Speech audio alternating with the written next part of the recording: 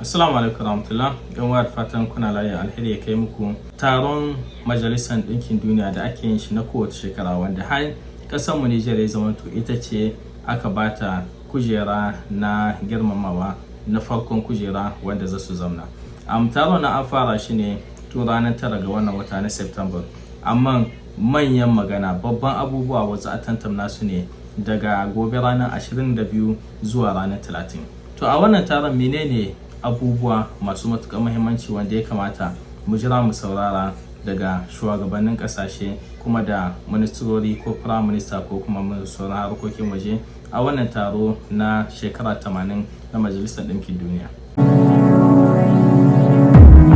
Maganan taron Majalisar Ɗinkin Duniya na cikon shekara 80 wanda ake yin shi a garin New York a ƙasar Amurka. Daga ranar 22 zuwa ranar 30 na wannan wata na September shine da shugabannin kasashe da firaministrori da ministorin harkokin waje wanda dai manyan abubuwan da za a tantauna. Cikin abubuwan da za a tantauna mu abun da ya shahe mu kasashen mu na IAS da farko shine na cewa IAS kungiya ce tana ƙara neman a sanar da ita, a yarda da ita a cikin diplomasiya na duniya gaba ɗaya, kuma babu wuri wanda za a zo a yi maganin diplomasiya kamar a wannan makami na Majalisar Ɗinkin Duniya. Kenan cikin abubuwa masu muhimmanci ga kasashen IAS, Burkina, Mali da Niger shine na cewa yanzu su sanar da duniya tafiyan IAS don kuma duniya ta yarda alka mu'amala da mu kamar kungiya sananna a international. Na biyu, zancen tsaro da abubuwa wanda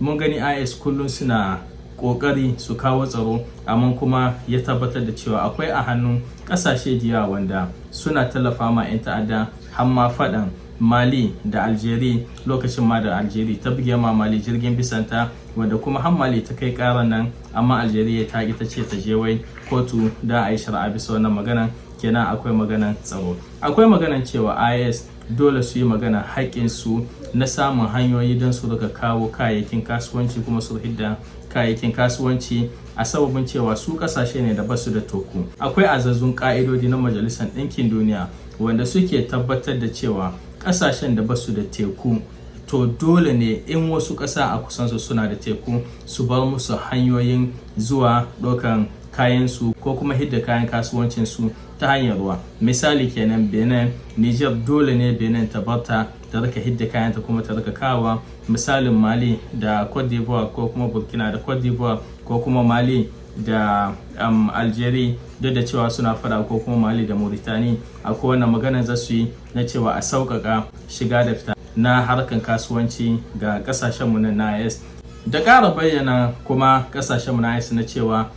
mutane ko kuma kasashe da suka kama suke tafiya da su. A da kasashen nan namu na IAS guda uku nan kamar kasashen francophone, kasar Faransa ita ce take wakiltar su a Majalisar Ɗinkin Duniya in akwai wasu babban abubuwa, amma sun hito kirikiri sun faɗi, har ma Niger da kanta ita ma ta tabbatar da cewa su yanzu ba Faransa ba ce take wakiltar su, kasar Rasha ce take wakiltar su. Wannan abu ne wanda aka sa a cikin duka kasashe, ba wai kasashenmu na Afirka ba kadai, har kasashen Larabawa. A Majalisar Ɗinkin Duniya akwai wasu 'yan kasashe ma'adudin kuma da in akwai babban magana wanda ake tantaunawa a ƙasa ta bayan labule, su ne suke magana da sunan wasu kasashe. Wayannan mutanen su ne suke sponsor kin sauran kasashe. To a da Faransa ta tilasta ma duka kasashen francophone su rika binta, kuma ita ce zata rika magana da sunansu, amma kasashen Asiya yanzu sun fita, tunda ba za a iya ba su ba su da kansu su yi magana direct, sai suka wakilta kasar Rasha. Kuma cikin abin da yake faruwa ga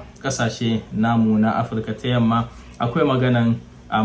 demokrasi da zaɓe da za a yi a Benin, a Cote d'Ivoire. Har ma muka samu da cewa shugaban Cote d'Ivoire Alassane Ouattara ya ce ba zai ma tafi taron nan ba, kenan ta yi koya aka prime minister shi ko ministan harkokin wajen shi. Da kuma zancen alakan ECOWAS da IAS, abubuwa wanda duka wannan wuri ne da za a tantamna abubuwa na duka duniya, kuma mun gani abin da yake faruwa tsakanin ƙasar Falastinawa da kuma ƙasa masu kiran kansu da Yahudawa nan, wanda abu ne yanzu har ma akwai wasu ƙasashen Turai wanda sun ce a wannan taron za su yarda da cewa ƙasar Palestine ƙasa ce, abu wanda bai ma Amurka daɗi ba, bai ma ƙasa masu kiran kansu da Yahudawa nan daɗi ba. Har suna cewa wai za su sa wani tsanani ko kuma su cire alaƙoƙi na kasuwanci na diplomasiya ga duka ƙasar da ta yarda ta hito bisa wannan makami na majalisar duniya ta ce ta yarda da ƙasar Falastinawa. Sannan kuma tarzoma tsakanin ƙasashen Larabawa, musamman ma ita ƙasar da take kiran kanta da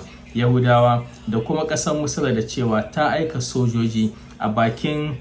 faranciyar kinta tsakanin ta da wayannan ƙasashen, abun da ya tsorata Netanyahu har ya wai shugaban ƙasar Amurka Trump na cewa a sassauka wannan abun. Ƙasar Turai yakin su tare da Rasha da suke neman su kama ma Ukraine. Mun gani Vladimir Putin shi dai tafiyan shi ta yi, kuma ya je ya ci gaba da kula alaƙar shi da su China da su Korea da su Iran, abu wanda shi kawai tafiyan shi yake. Har mun gani da shugaban ƙasar Amurka da ya yaudari kan shi, ya gayyaci Vladimir Putin a Amurka, ya hito ya barazanar waya cewa zai sa su zamna tsakanin Putin da shugaban ƙasar Ukraine. Daga baya muka ga ministan harkokin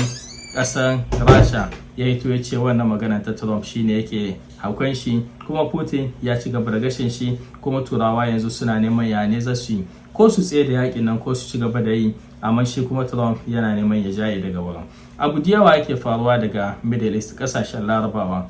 Bayan da muka gani ƙasa masu kiran kansu nan da Yahudawa sun kai ma ƙasar Qatar hari, kuma ƙasar Qatar a nan ne wanda Amurka take da ma wuri na sojawa da ya fi girma a duka Middle East, amma duk da haka ba su kare su ba. Ƙasar Saudiya sai ta ruga da gudu ta nemi taimako daga ƙasar Pakistan, suka sa yarjejeniyar tsaro na cewa idan an taɓa Pakistan kama an taɓa Saudiya ne, idan an taɓa Saudiya kama an taɓa Pakistan ne. Abun haɗarin anan shine na cewa Pakistan ƙasa ce a duniya wanda an yarda da cewa tana da bama-baman nuclear. Kenan Pakistan ta amince ma Saudiya ta rika aiki da